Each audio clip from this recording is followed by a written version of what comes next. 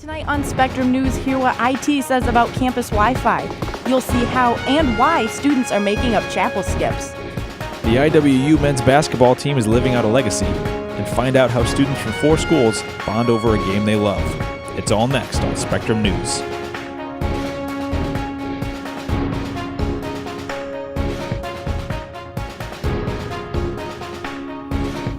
Good evening and welcome to Spectrum News. I'm Erin Alberding. And I'm Kyle Johnson. New problems with IWU Wi-Fi tops our newscast tonight.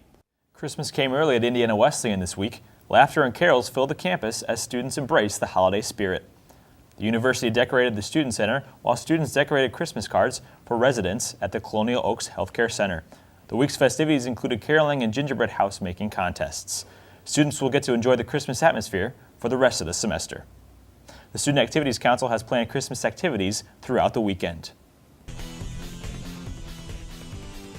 Welcome to the Wildcat Week halftime show. I'm your host, Kyle Johnson.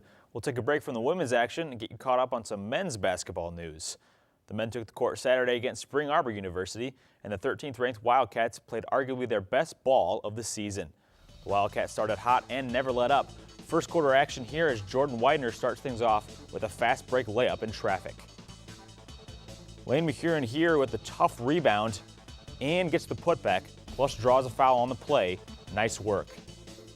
RJ McHuron had a great game as well, here with the assist from Bob Peters for the monster dunk. And back on the defensive side of the ball, RJ again with this nice block. DJ Bettinger here with one of his 5 3-pointers. The Wildcats led 51-27 at halftime. Into the second half we go. The story continued as the aggressive play, the alley-oop from Widener to Lane McHuron, started things off with a slam. Freshman Eric Reedman with the drive and the foul here, plus he gets one. Spring Arbor couldn't find much rhythm, but here Rob Hogan's with the steal and the impressive dunk on the other end for the Cougars. And Bettinger yet another 3 as the blowout finally ended. The final score, IWU 92, Spring Arbor 61. The Wildcats scored more points in the first half of this meeting than last year's entire game against Spring Arbor. The stat sheet for the Wildcats was loaded as all 5 starters finished with double-digit points. Freshman Lane McHuron had 16 points along with 10 rebounds.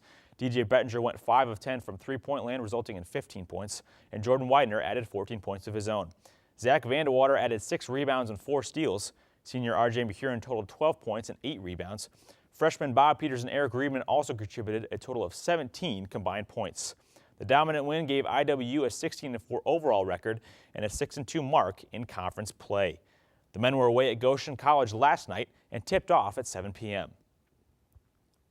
After the break, we'll ride along with the McHuron brothers and look inside the brotherly bond that's driving the men's basketball team's success. Don't go away.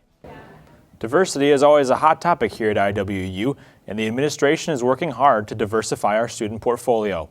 Last weekend, IWU hosted a multicultural visit day, which is just one of the spotlight visit days admissions plans throughout the year.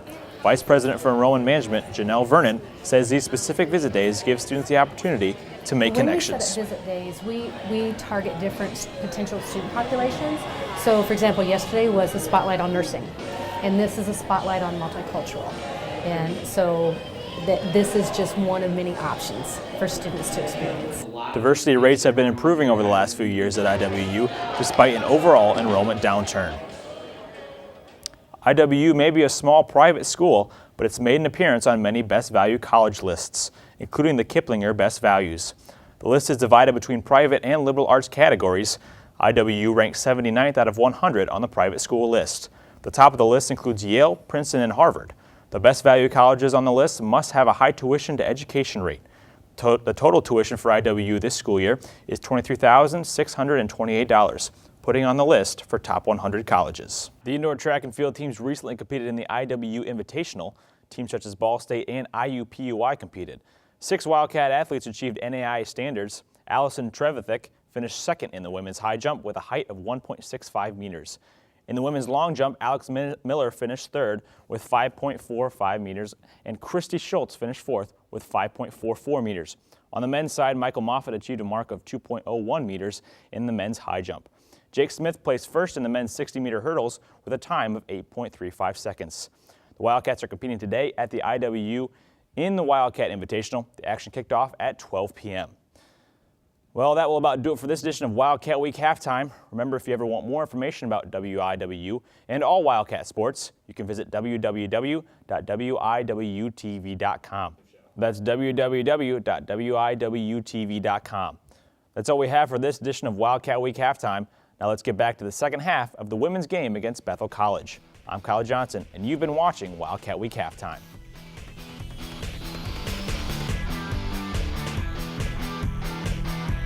Welcome back to the Wildcat Week Halftime Show. Two new faces are causing a buzz around the IWU men's basketball team. R.J. Mahurin is a senior who transferred to the team from Indiana State and is playing his final season with his younger brother Lane. Jen Goethel shows us how the brothers are finding joy and success in competition this season. While the art students are showing off their art, others are showing off their dancing skills for a cause much greater than themselves. What's a better study break than busting a move? Busting those moves for someone in need. IWU students participated in the Zumba fundraiser last night and got some much-needed stress relief.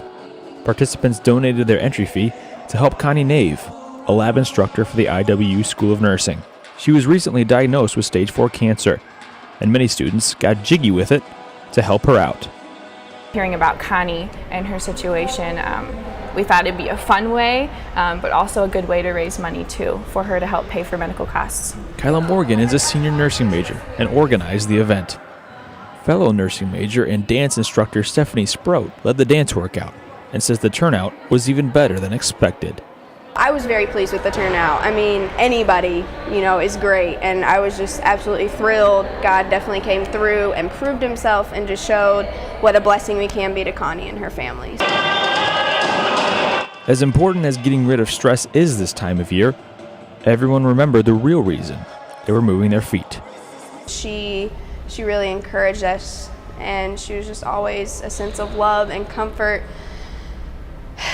And when she goes, if she's not healed miraculously, then heaven will definitely gain an amazing angel, and we'll miss her dearly. She's awesome. She's so awesome. The event raised around $60.